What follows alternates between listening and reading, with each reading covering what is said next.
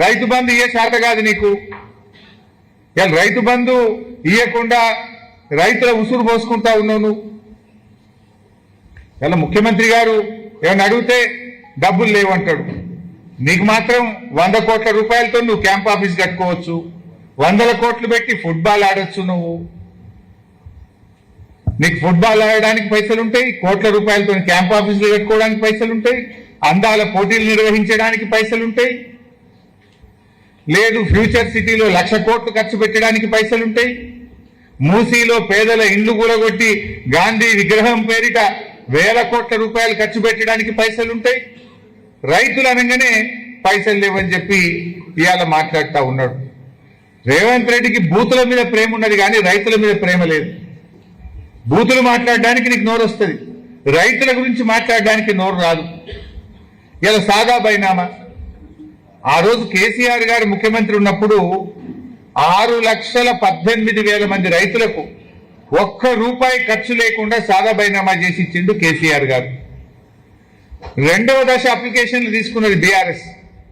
ఇంకా ఎవరైనా మిగిలిపోతే వాళ్ళకు కూడా చేస్తామంటే 8,92,000 మంది రైతులు దరఖాస్తు పెట్టారు. ఈ రోజుకు కాంగ్రెస్ ప్రభుత్వం ఒక్కరికి కూడా సాదా బైనామా చేయలేదు. కేసీఆర్ గారు సాదా బైనామా ఎట్లా అమలు చేసిండ్రు? మోక మీద పోయిండు, భూమి కొన్నది నిజమేనా, పక్కనుండే రైతుల్ని అడిగిండ్రు, ఈయన సాగు చేసుకుంటుండా అని అడిగిండ్రు, అది నిజం ఉంటే ఆర్డర్ పాస్ చేసిండ్రు, వాళ్ళకు పాస్బుక్లు ఇచ్చేసినాం, టైటిల్ డీడ్ ఇచ్చేసినాం. కానీ ఇలా కాంగ్రెస్ వచ్చినాక ఆ రోజేమో ఎలక్షన్ల ముందు ఏం చెప్పిండ్రు? మేము గెలవంగానే ఎల్ఆర్ఎస్ ఫ్రీ, సాదా బైనామా ఫ్రీ, మేము గెలవంగానే ఎస్సీ ఎస్టీల భూములకు పట్టాలు ఇస్తాం. ఇప్పుడు ఏం చేస్తుండ్రు? ఎల్ఆర్ఎస్ ఏమో ముక్కు బిండి పేదల దగ్గర డబ్బులు వసూలు చేస్తున్నారు.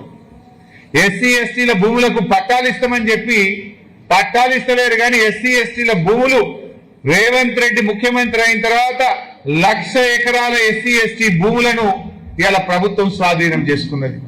1,00,000 ఎకరాలు తీసుకున్నారు. ఇందిరమ్మ రాజ్యం అంటే ఎస్సీ ఎస్టీలకు భూములు పంచుడా, ఎస్సీ ఎస్టీల భూములు గుంజుకుడా? రేవంత్ రెడ్డి ముఖ్యమంత్రి అయినాక హైదరాబాద్, రంగారెడ్డి, సంగారెడ్డి, మేడ్చల్, హైదరాబాద్ పరిసర ప్రాంతాల్లో 1,00,000 ఎకరాల ఎస్సీ ఎస్టీ భూములను ఇవాళ స్వాధీనం చేసుకున్నారు. ఎలక్షన్ల ముందేమో పట్టాలు ఇస్తామన్నారు, గెలిచి గద్దెనెక్కినాకనేమో భూములు లాక్కుంటున్నారు మీరు.